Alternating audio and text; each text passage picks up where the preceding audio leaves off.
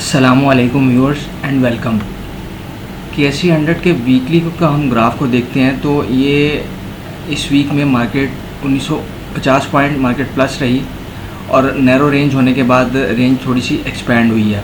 ये 2 weeks previous second last और उससे प्रीवियस वीक जो है वो नैरो रेंज में थे और जो प्रीवियस वीक है ये शॉर्ट है ईद फेस्टिवल की वजह से और नेक्स्ट वीक भी शॉर्ट है।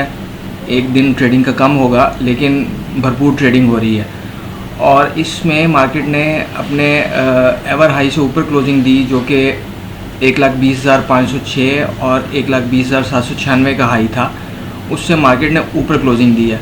अब अगर इसे ब्रेकआउट कंसीडर कर लिया जाए तो इसे इन हाई से ऊपर सस्टेन करना भी ज़रूरी है।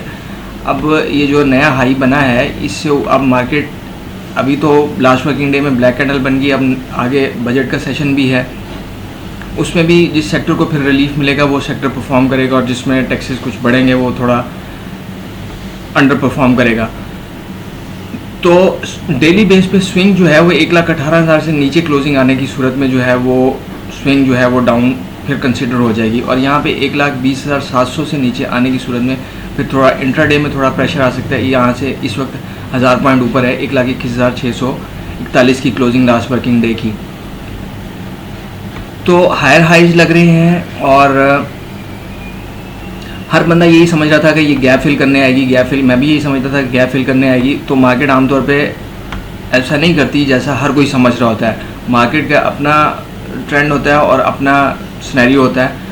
हर्ड बिहेवियर के तहत जो है मार्केट नहीं चलती, बल्कि मार्केट के अपने डायनामिक्स होते हैं और स्मार्ट प्लेयर और स्मार्ट मनी जो है वो जिस साइड पे फिर उनका अकमुलेशन हुई होती है उस साइड पे या डिस्ट्रीब्यूशन हुई होती है उस साइड पे फिर मार्केट को मूव कर देते हैं।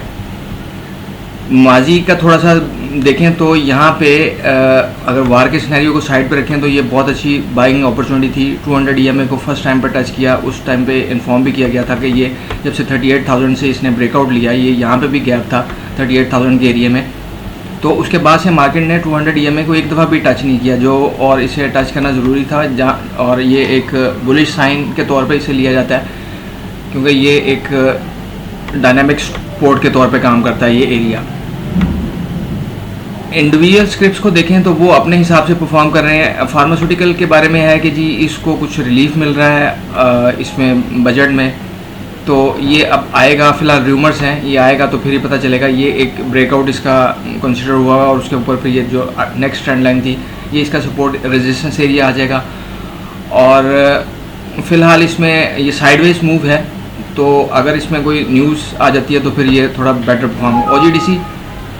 OGDC साइडवेज मूव में चलते हुए और इसमें तो ये ज़्यादा ही कुछ डल हो गया। बैंकिंग सेक्टर ने ज़्यादा परफॉर्म किया और उसमें दीवान सीमेंट में ये ब्रेकआउट अच्छा खासा कंसोलिडेशन के बाद, यानी पिछले 5 साल की जो है वो कंसोलिडेशन एरिया, ये कोविड के बाद से इसमें ये कंसोलिडेशन एरिया चल रहा था और अब जब इसका ब्रेकआउट हुआ तो फिर मार्केट के पास टाइम जो है वो कम ही होता है। हिस्टोरिकल हाई इसमें 40 रुपीज़ का, बल्कि इससे भी ऊपर का, तो जब अगर हम 1995 में जाएंगे तो 130-135 रुपये का, लेकिन करीब तरीन रेजिस्टेंस जो है वो एक तो यही एरिया बन रहा है 16 रुपये का एरिया और फिर 30 रुपये और 25 रुपये का, इस तरह से ये रेजिस्टेंस एरियाज बन रहे हैं।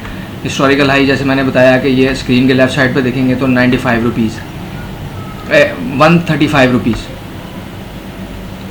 PSO साइडवेज मूव में चलते हुए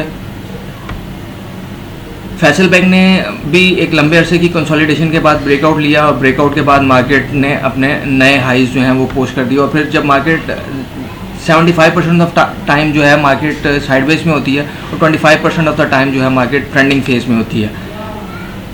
तो जब ब्रेकआउट हुआ तो 2 दिनों के अंदर मार्केट 20% जो है वो बढ़ गई। Cement sector continuously bull trend में रहा है और इसमें स्विंग डाउन ही नहीं हुई। DG में भी यही, मैपल लीफ में भी यही और ये BBFL इसमें ब्रेकआउट के चांसेस हैं, बल्कि ब्रेकआउट हुआ है उसके बाद पोस्ट ब्रेकआउट सिनेरियो चल रहा है। तो व्यूअर्स ये बाय सेल कॉज नहीं है, जस्ट टेक्निकल बेसिस पे इंटरप्रिटेशन है और इस बिज़नेस को सीखें अगर इस बिज़नेस को आपने हाथ डाला है और अपने हिस्से के मार्केट से पैसे निकालें। Wish you good luck in trading. Thank you very much.